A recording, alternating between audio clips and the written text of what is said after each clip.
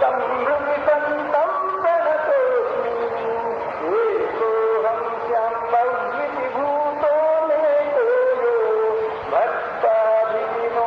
भक्ताधीनोत्थानरूपो गुरुराज्ञः यन्निश्वसितं शास्त्रमखण्डं निगमादि दत्तात्रेयं समृद्धि संतं प्रणतोऽस्मि कान्तं कमनीयं कान्तं वेद्यन्तं भारं तटतारं शान्तं सरलं समरूपं शतराक्षं दत्तात्रेयं समृद्धि संतं प्रणतोऽस्मि अग्निश्चैको यत्प्रतिकाष्ठो निरस्यात् यद्वच्चाम्बः पात्रविभेदे बहुरूपम् तद्वत्तत्तदरूपमरूपो विभुमेकं दत्तात्रेयं समृद्धि संतं प्रणतोऽस्मि यद्भासरविचन्द्रमसौ तौ भास्वन्तौ यं भासयितुं नो शक्तौ तौ स्वबलेन यं भान्तं खलु समस्तं तद्दारी दत्तात्रेयं समृद्धि संतं प्रणतोऽस्मि यत्सत्सागं प्राणिति सर्वं प्राणादि श्रोत्रं शब्दं नुते मनुते मन आदि एकं नानायं कवयं तज्ञविशेषा दत्तात्रेयं समृद्धि संतं प्रणतोऽस्मि मूढे जान्तिक एष सुमुक्तः सर्वान्तर्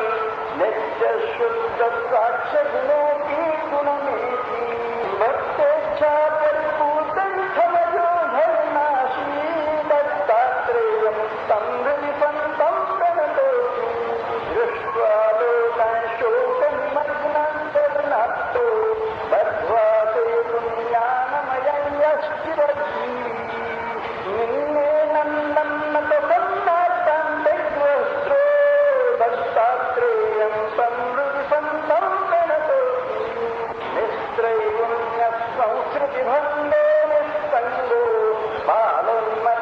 बालोन्मत्तपिशाचस्वेषो गौरङ्गः लीलारूपमरूपो धृत्वा बहुरेणे दत्तात्रेयं समृद्धि संतं प्रणतोऽस्मि वासो हीनो वासयतीदं सकलं यो यन्तर्बाह्यं यात्कैकपदैः पुष्पः आत्मा रामो वनविश्रामो वरवर्णी दत्तात्रेयं समृद्धि संतं प्रणतोऽस्मि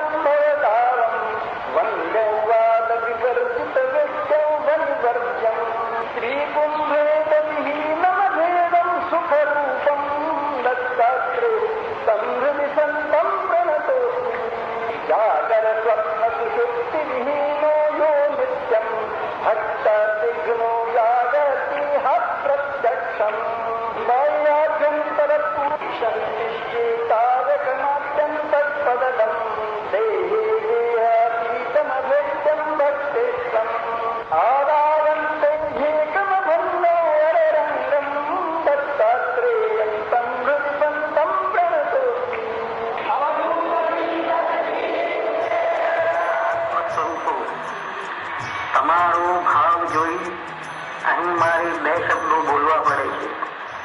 હું આ રીતે કોઈ પણ જગ્યાએ બોલતો નથી અને ઉપદેશ કે પ્રચાર થવાની મને ઈચ્છા જ નથી.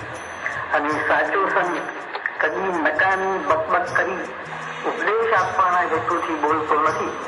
કેટલાક કહે છે કે હું ધર્મનો પ્રચારક છું, કે મારા જેવાએ ધર્મનો પ્રચાર કરવો જોઈએ.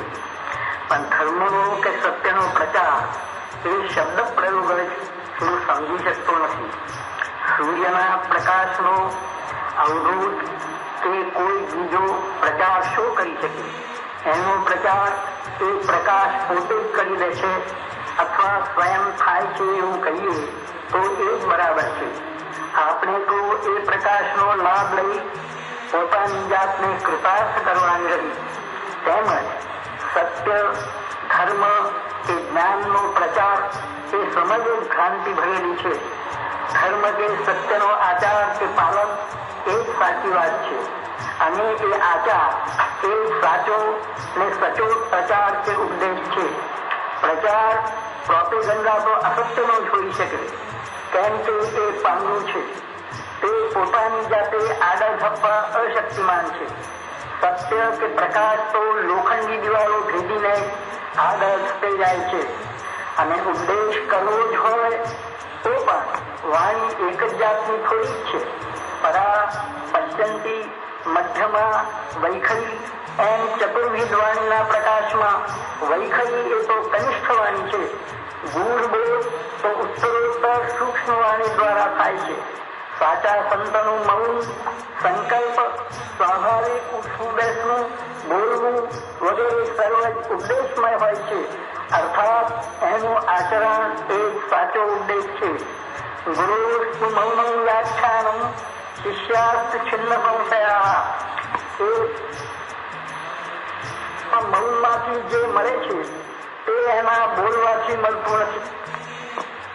છપાય મૂગો છે, ચાલતો હોવા છપાય પાંગળો છે, સાંભળતો છપાય બહેરો છે, ગીત છપાય રસહીન છે, આંખો છપાય આંધળો છે.